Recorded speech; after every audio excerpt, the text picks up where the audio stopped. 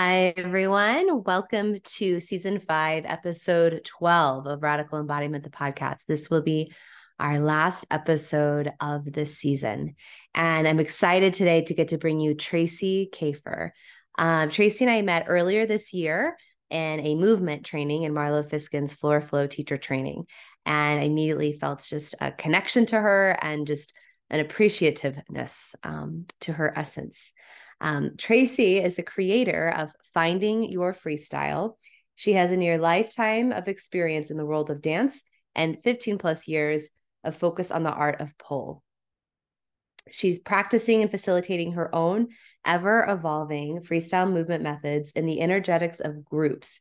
She aims to continuously untether from genre, style, convention, and apparatus in order to gather in the communal love of moving from an authentic voice. Tracee believes that if you can move and feel, you can dance. And in honoring that process as life practice, you can live in a world of presence, connection, and freedom. So in the conversation, we talk a lot about, what freestyle movement is and, ways that you can find yourself in that and how that can support you in exactly what she just shared in her bio of living more in a world of presence, connection, and freedom. So I hope you enjoy the interview. And here you go. Hi, everyone. Here I am with Tracee Kafer. Tracee, I am delighted to have you here and excited to see where this conversation takes us. Yeah, me too. I'm excited too. We're both feeling very relaxed. So I'm really looking forward to it. Yeah, and this will go live on the solstice. So Tracee had the idea of, should we turn our lights off and film it in the dark? Half Or of should we the just interview. rest?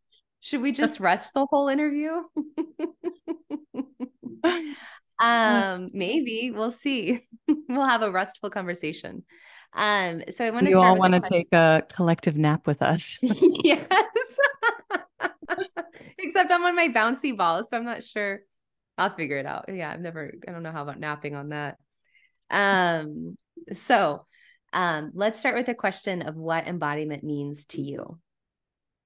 Okay. I'm going to be honest with you. You told Yeah. me you were going to ask this question a couple months back, and I chewed on it. I chewed on it because it feels like such a big question. Yeah. And we're all the way I right. I went from us potentially taking a collective nap together to what embodiment means to you. Yeah. And You so know. this is the only thing that I actually wrote notes down because it means a lot to me, and I tend to have conversations, like recorded conversations like this, very freestyle. Mm-hmm. So I'm like, I'm gonna forget something. But Mm-hmm. I mean the most basic level to me is that it is inhabiting the body. But I feel like even though that is encompasses a lot, it also misses out on some of the aspects in particular that I find kind of unique to embodiment. And this is where I wrote something down, so I apologize. I don't do this, but I had to do this. So when I was thinking about it last night, um this is kind of where my intuitive sense took me, if I'm gonna like try to find language. And I wrote this: the tangible and felt expression of being a human. And The tangible and felt expression of being a human. yeah, Yeah. yeah, because it is the tangible part of being a human. It is the form, but it's also the expression. And um, I think, at least in the embodiment world, I get this sense that we're trying to get deeper and more profoundly connected to our bodies and increase the capacity to relate to our bodies and be a better listener and a better responder to our bodies, just like being down there more often. But you think about children, like if you picture Mm. in your mind's eye, like an embodied 2-year-old, they're not working on it. They're not in classes figuring out how to do it. They just are in their embodiment. So, you know, so I love that. authentic. I was at a holiday party Saturday night, and there was like three boys that were all like a year and a half ish to 2 years old. And there was like this talent show part anyway, but they were just doing their thing. And we were just commenting on them. They were hysterical to watch and it's like inspiring of like, yeah, they know what they want. They're just being there. They're in their body. They hear the beat, they dance. Like, yeah, yes. Yeah. And there's so many forms of it, like I'm 41, near 42 years old, which is great. 40 tuned in, 40 turned on. I like that. Right I now like you're that. right now you're 40 wonderful. Oh my gosh, I need you to make me like like a list so I can check that out when I need Yeah. to. When I'm feeling. I'll message you on your birthday so I remember and I'll Oh tell yeah. you Thank you. every age. But the embodiment of this age is very different than 2 years ago, 6 months ago. So it's always changing. And it's also, I think, like a creative expression in that you can practice different things, cultivate different things, and shift your embodiment. And so I just like that idea of just being that the tangible expression of you as a human being, or whatever it is that you are practicing as a human, whatever you're humaning in. It's like, Mm-hmm. yeah. Yeah. And what I'm curious what you experience of to be in that tangible expression of your humanness. Mm-hmm. What does that mean to you? How does that show up? Like, do you have an example of like, okay, now in this state you're embodying, or is it a visceral felt sense? Is it some sort of permission more to be with what is? Well, like right now, for example, I have maybe the general state that I'm in my embodiment, and there's probably a couple rungs up and a couple rungs down, depending on how it is that I'm paying attention or how it is that I'm focused. And then there's also just the embodiment that you're just walking around with because of, who you are on this present day. Um, and so like a tangible example, I can only think of like this morning.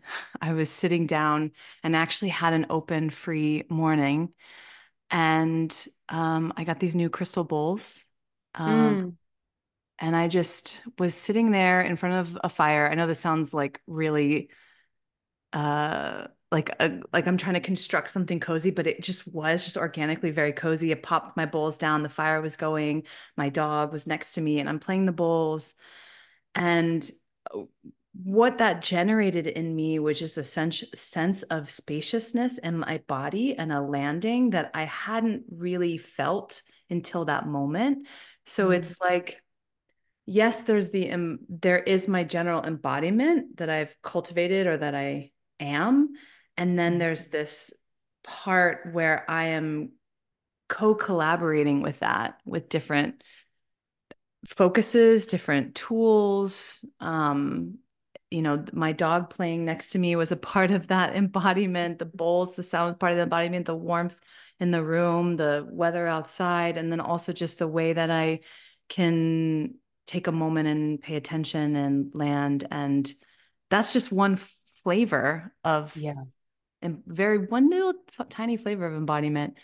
But I don't know if that answered your question. It totally does. I love that. Yeah, I think it's beautiful. Yeah. And I like languaging of that one flavor and experience for you was that spaciousness and the landing of really just like landing and creating, okay, you had the free time, but like being intentional and giving yourself, I think gifting yourself too, that time to be like, oh, I'm going to be with my bowls in the fire. And because I think it's important that, our world there's a lot happening in our world. There's a lot of also just stimulus overload that unless we're really, really intentional, even for 5 minutes, that it can be really hard to just land into your body in the now.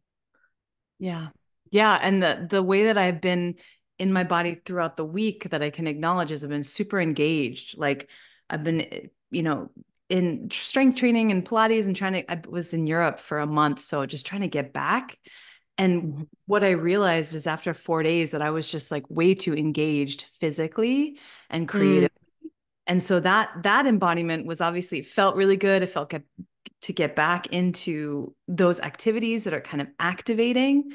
Mm-hmm. Um, but then, feeling that, taking stock of where I'm at and realizing, okay, I need a second to do nothing or to do very little. Yeah. And I think both of those embodiments are important, Yeah. the up and the down. Right. It's like it's your range. And you even in your definition, you said of like our humanness, and our humanness, we have such a range as humans. It's not just embodiment still and I'm peaceful. It can also be like embody your rage, or whatever it may be. Yeah. Yeah. So, Tracee, you have Finding Your Freestyle. Um, so to kind of get us started, because I'm curious to just kind of go into the story and evolution of that, but do you mind sharing what is Finding Your Freestyle? And we can go from there. Finding Your Freestyle is my business, but it's really like a movement practice and creative expression that's centered around freestyle or free movement or free expression. It started back in, we were just talking about this. I think I might have pitched the class or really started bringing it into the tangible in 2011. But I started teaching these classes in 2012. And it started out as a class. I was coming out of, I'm a pole dancer. I've been pole dancing since 2008. And I was kind of coming out of the competitive circuit. I didn't really realize it at the time that I was fully and permanently coming out, but I knew that um, there were other places where I was experiencing movement in my sweet spot, and it wasn't on the stage anymore. I got injured. I've been on stage since I was a really young girl. I used to compete and dance competitively. And so I'm coming out of that, back in that time, that was kind of the one of the only avenues for pole dancing, obviously, besides class. And I felt this curiosity, and probably more accurately to say, this like need to have a space where we could where I could and other folks could just explore freestyle with a little bit more structure and a little bit more permission, and to create the kind of community centered around that versus the stuff that I was coming out of, which was kind of more um, high performance, um, productive movement, like producing for stage or producing for notoriety, but just being in a space on a Friday night where we can play with creative ideas and there's no end goal and there's no pressure besides, outside of the pressure you might bring to the moment because you're just curiously turned on by some idea Mm-hmm. or some song. So it's this little class, and I just ended up being this incubation of how do you facilitate a freestyle class? What ingredients are important? What do people come in with that's like a hindrance or a block to free expression? How do I make that environment more and more safe, more and more space for varieties of people and skill levels and bodies and preferences? And it just became this, I guess I would call it like multi-year experiment. Um, and it grew very, very organically. Um, at one point I started doing workshops, started traveling those workshops that turned into multi-day intensives, which turned into week-long retreats. And then around 2017, I went online and have been online since then. And then thank God when the pandemic hit, I kind of Mm-hmm. had my bearings. But it's just it's a practice. It's a practice. It's evolved over time, but it's really Yeah. like a space for people to not only learn what freestyle is, but also just to be able to be a practitioner of it. Amazing.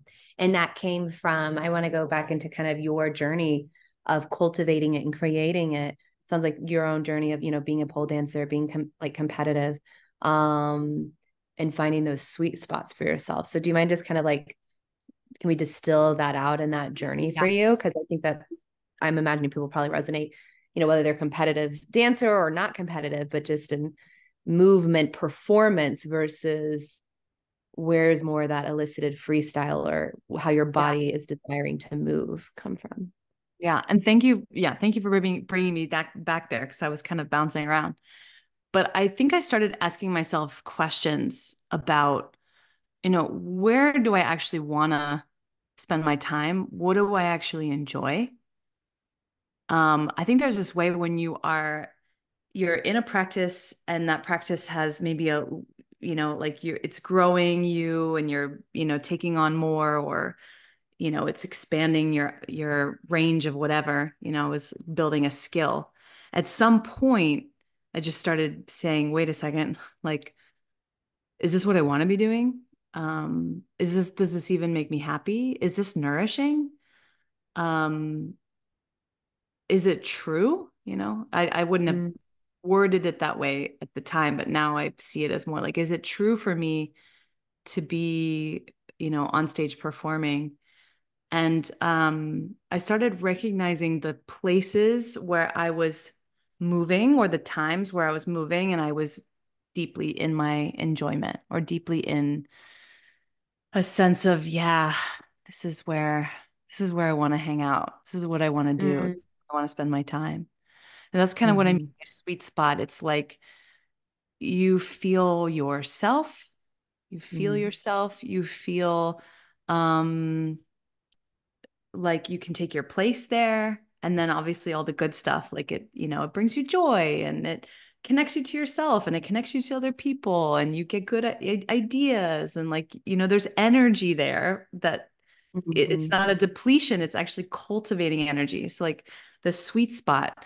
And it was usually when I was in a room with people or not with people, freestyling. Like that was my sweet spot. mm. Just and specifically on the pole or just Yeah, I moving was and yeah, I was using the pole at that time. yeah. Now the pole is just really so fun to have, this like solid anchored thing that you can push and pull against. There's just Mm-hmm. nothing like it. Like if you're on a yoga mat, or if you're in a space where there's nothing to grab hold, you can feel it's quite a different expression. Yeah. At the That's time, important to yeah. name because my What was body that? likes to pull. I said that's important to name. My body likes to have something to pull and push against. Like that elicits like pleasure in my body. That elicits something that feels really good. Yeah. I can Not to feel mention the like, myself when I have, yeah. yeah, exactly. The proprioceptive awareness, and the way that you can engage in like a safe way, can like activate the body, because there's a lot of tension in pole, actually builds a lot of Mm, heat. But I think it really does, because it's so solid, it just gives you this solid sense of you moving in mm, space. mhm, And no one else is going to infiltrate that space. So that's also really important. There's like boundaries involved with pole dancing, which is really feels really good. I love that. Do you pole dance? I no, well, I my pole's not up. I'm considering. I think I might be putting it up, but I also then like having all my open space. So I'm in my own current back and forth, but I'm like, I think I want to, I think I'm ready to put it back up. It's just more of where. Um, but I do a form of movement called essentially embodied dance Mm, that's I think would fit under, that freestyle idea for sure. It's very much of how does your body want to move? What makes your body feel good? Um, and it's sensual and yummy and that like has helped me, I think, be more like, yeah, more in love with my body and accepting my body than anything else that I have done from a movement standpoint. and to add to what you say, I think that the building of that class really was also, I wanted to cultivate, and I might not have known it this at the time, just more self-acceptance. Mm-hmm. More like you can be as you are, you can come as you are, you can use what is there, you can not use what is not there, you know? And it's a huge self-love practice, Mm-hmm. because there Is that, aren't constraints. Sorry. yeah, no, I was just asked, and is that something you've seen through the years of doing Finding Your Freestyle and bringing, folks maybe who've been with you for a while and dancing in that way and learning how to be more in their freestyle, have you noticed that shift in how they relate to their body and themselves? Yeah. Right now, as you say that, I think of a few people. There was this one student when I was doing the weekly classes down in New York City, and she would come every week. And she was pretty vocal about her resistance to being there. And like, she participated how she could participate. And every week, something just got a little bit looser, a little bit looser. And then I think 6 months in, we were in probably some practices that were really like, I don't know if there was intentional anger, but it was in the space. It might have been the music. I'm not sure what the prompt was, but it was a big pivotal moment where something clicked for her. And Mm-hmm. she realized, oh, this is why I'm here. I get it now. And I get why I've been showing up, not wanting to show up, kind of hating this class, but showing up anyway, because this is so hard for me. And, she was a self-labeled type A person and was much more comfortable in technique-based classes or, choreography-based classes where there's a right and a wrong. She's entering this space where that goes out the door and you're just with yourself as you Mm-hmm. are and seeing what's there and moving from there, right? Moving from what wants to move, how does it want to move? What are you actually hearing? How do you want to use it? It's like more questions than answers. And it opened something. And she cried or teared up in that moment and admitted to me that she hadn't released emotions like that in a really long time. Like really Mm-hmm. had no connection or relationship to her emotional body. Yeah, And that just it opened up a whole new world for her. that's Um, incredible. and I think that naturally as you do that, there's more willingness to take up space in the body you Mm-hmm. have and to appreciate the body you have.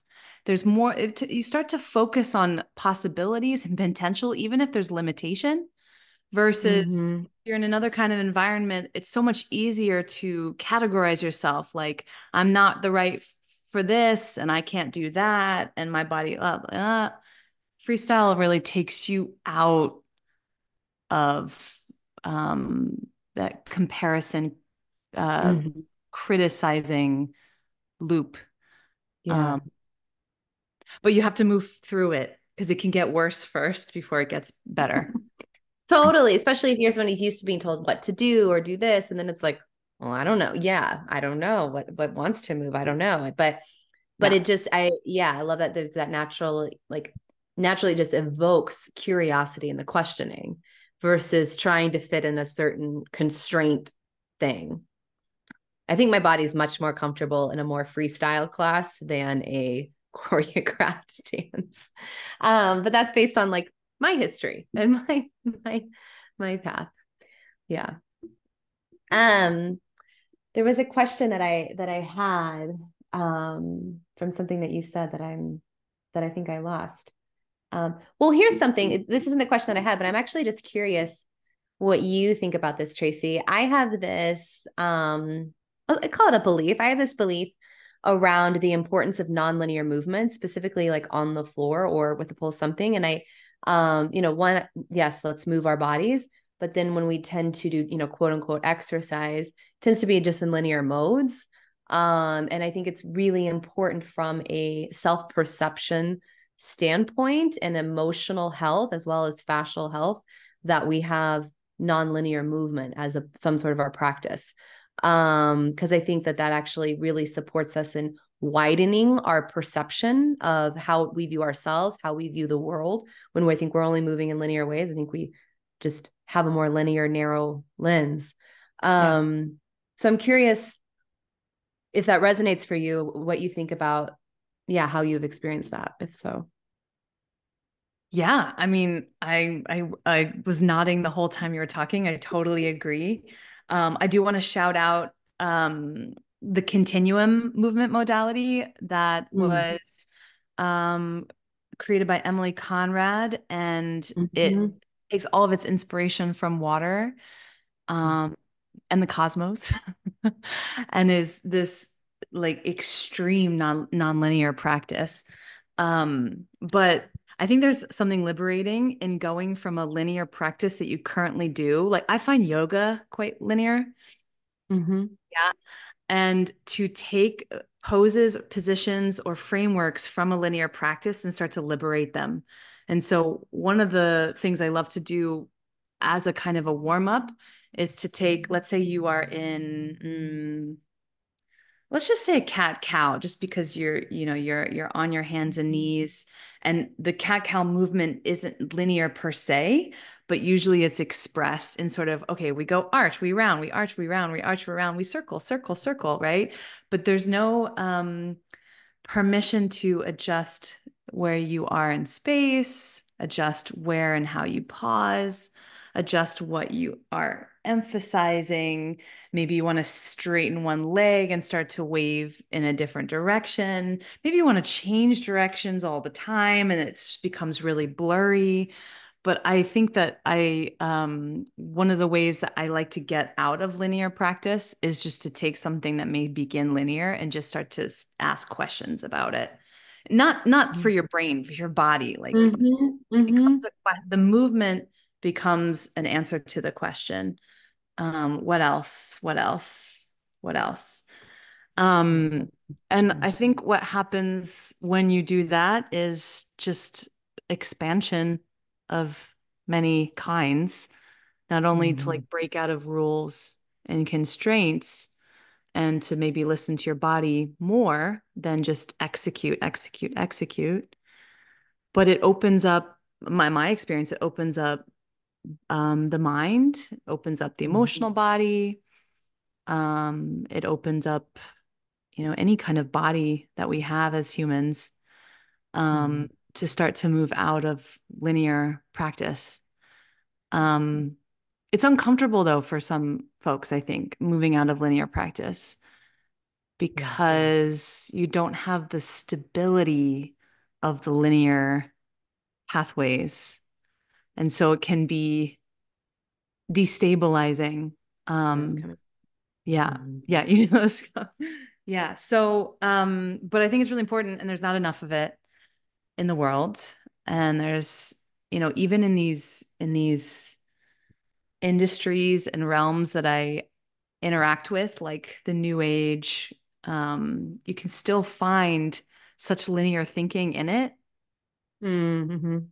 Um, okay, now we're going to do our this practice and then our this practice. And there's just a way that it can also become linear, even something that's maybe not intended to be linear. So tricky. Mhm. It's tricky. Like it's so ingrained in our embodiment. It's just Mhm. it's just there. I'm Yeah. curious, like I'm gonna ask you a question. Like, how do you Mhm. break out of linearity if you want to? Like, is there some way that you shift? Well, I'm going to answer that question, but I had a question for you, which was maybe a little different than your question, but similar. And I'll say it just Okay. because it's similar. But then I'll yeah go back to your question. But was going to ask you like, okay, somebody's listening to this and it's new for them to have a nonlinear movement. What are some ways that they can kind of start, introducing their body to that? Um, but your question was from my own perspective, if I have a linear movement and I want to shift out of that, how do I do that?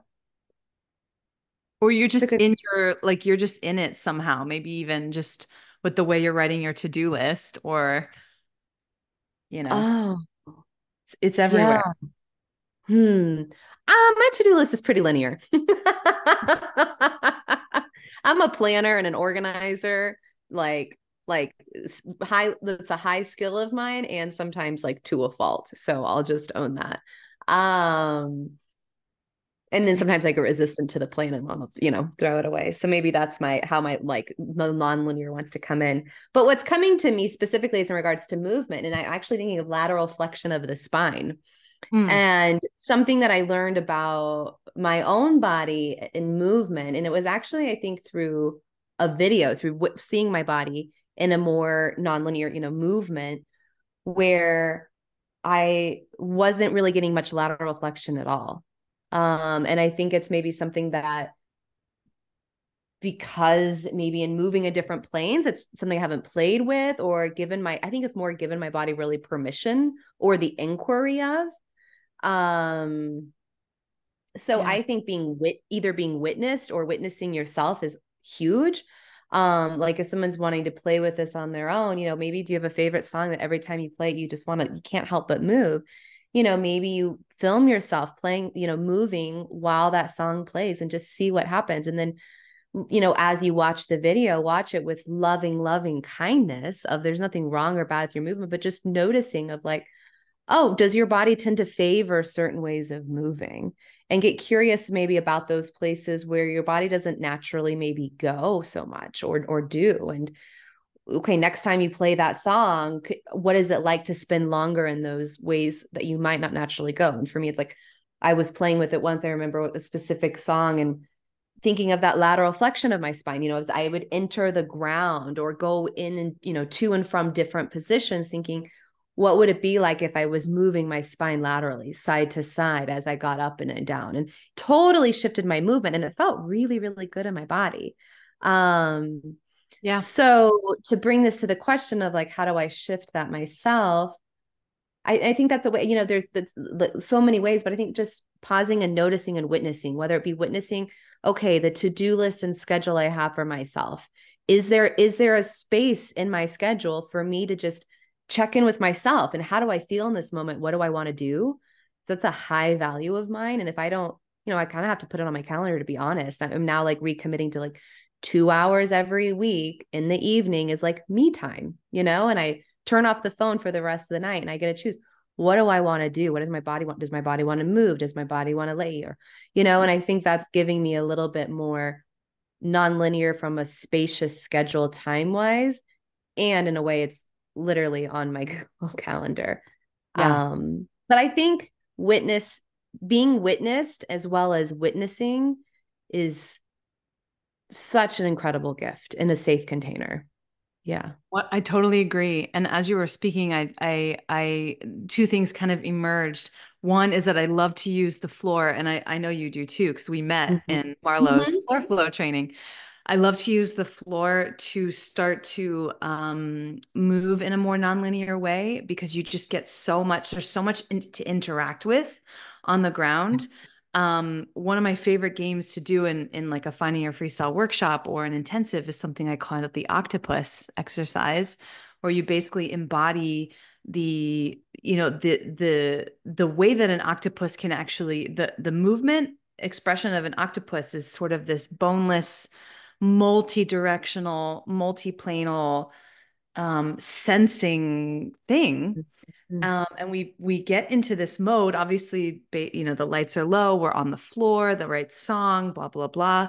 But then I bring in a partner to come in to gently create places to push, pull, hold, lift, manipulate so that the Mm-hmm. person who's moving has this experience of input Yeah. where they don't have to think about it. I don't have to think, Yeah. well, I don't have to think about the lateral flexion. I can just Mm-hmm. feel input and in a body-centered way, not a brain-centered way, just respond.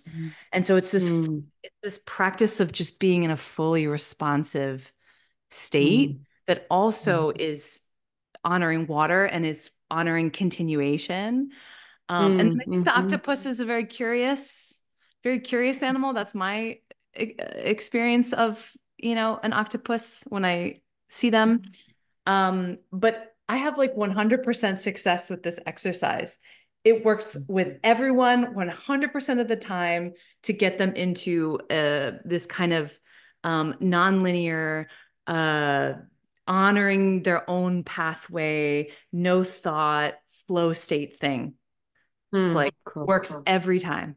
So I do think the physical like someone's hands on your body, like witnessing, right? That's a kind of Yeah. witnessing Sure. Yeah.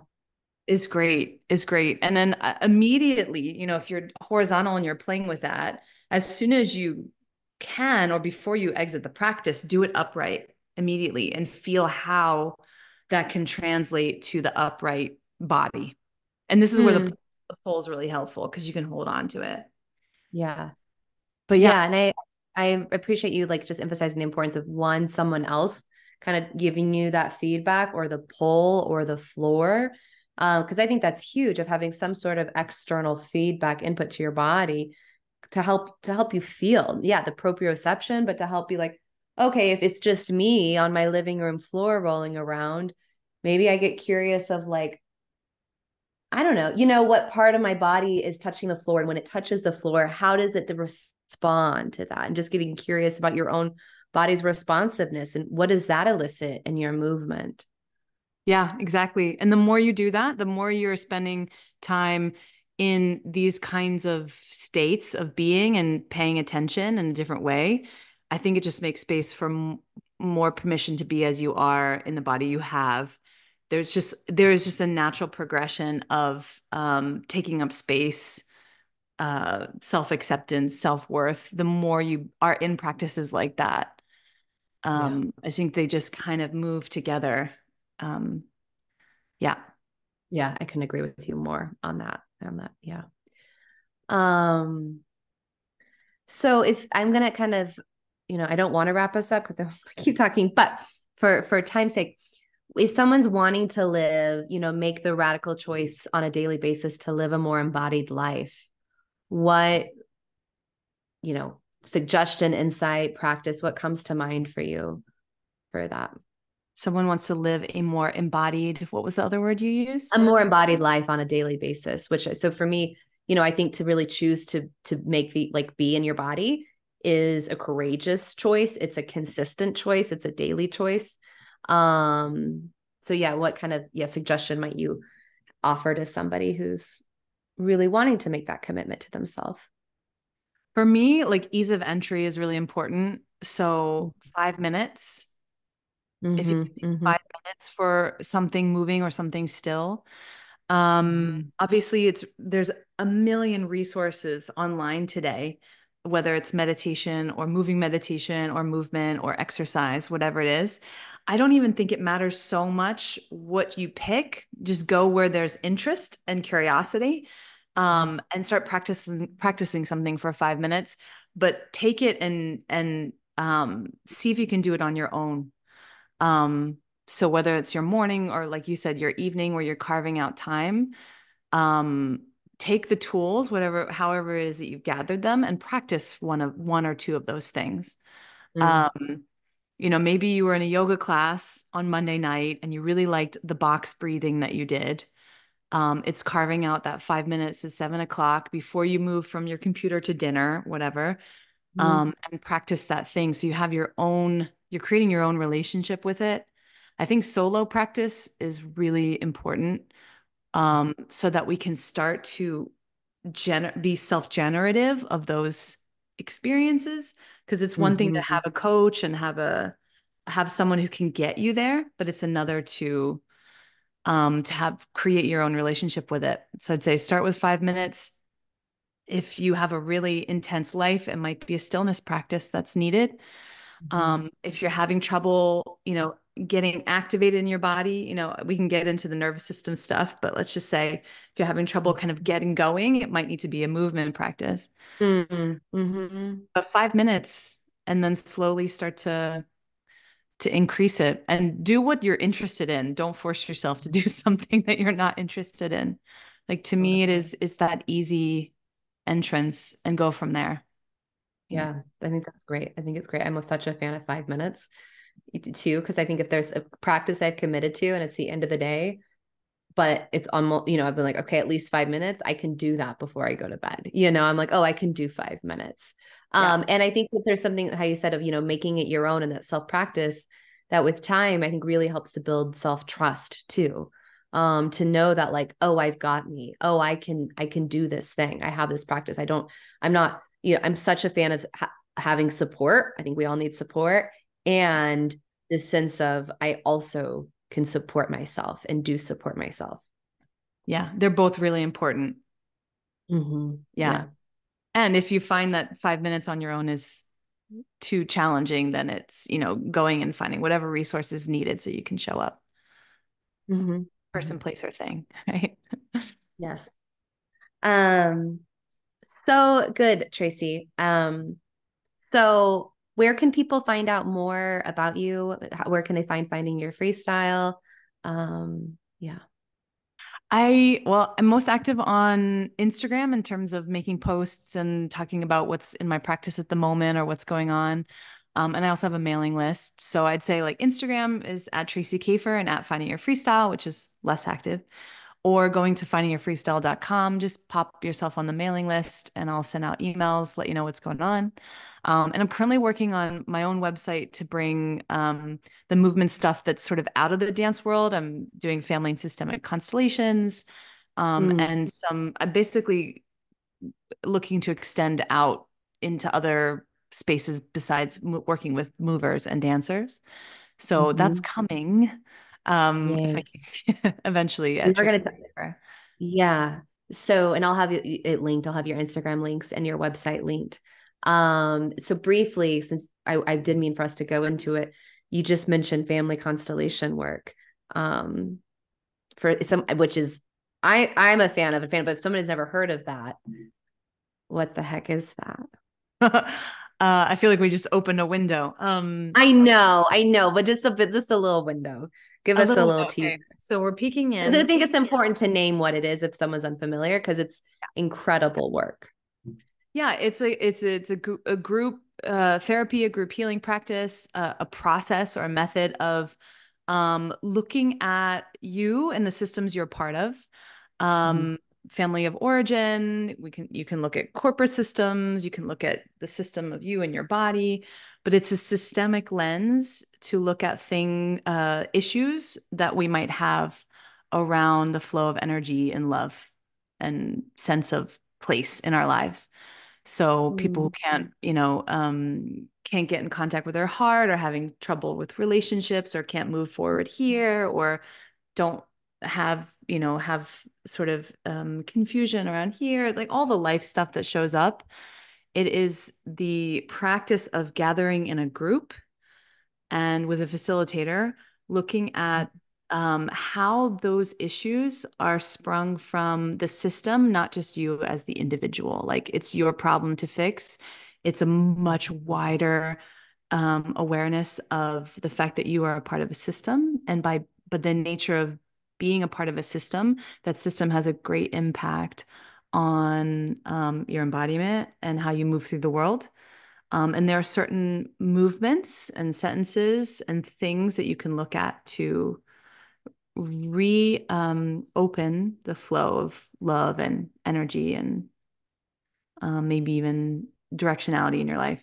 Um, it's so hard to describe in like 2 minutes, You did but it. I feel like you just described what you just said was an awesome description. So yeah, I thought that it's was actually really great. it's Yeah. very experiential. So I'd say if you're curious, go experience it, Mhm. and then it'll just really make more sense. Yeah. Cool. Yeah. I'm excited to see how you weave that in and what you offer with that. Yeah. Yeah, that's a whole other tangent. But it's Yeah. really fun to weave systemic practice into dance and movement. It's really Yeah. interesting combination. Yeah. Yeah. I'm really curious about that. Amazing. Well, Tracee, thank you for being here. Thank you for your time. Thank you for sharing some of your insight and wisdom and perspectives. I'm just really grateful to have you here. I'm grateful too, and book Emily for your Rolfing needs because that was a game changing session, and I'm so sad I Oh, don't live around where you live, where I can do the yeah, whole protocol because it I was would. Oh, amazing. thank you. I appreciate you saying that. Yeah. I wish you were closer too, because I would love to work on you more consistently. But Yeah. yeah, I need it. and it'll come another time. We'll see each other in the real life, in the real world. Sure. Awesome. Thanks everyone for tuning in. Check out Tracee's work. which will all be linked below. And hopefully there was some tangible takeaway that you take from this to, just support yourself and your own journey of embodiment and your own journey towards experiencing more love and acceptance in your life. Awesome. All right. Take care, everyone.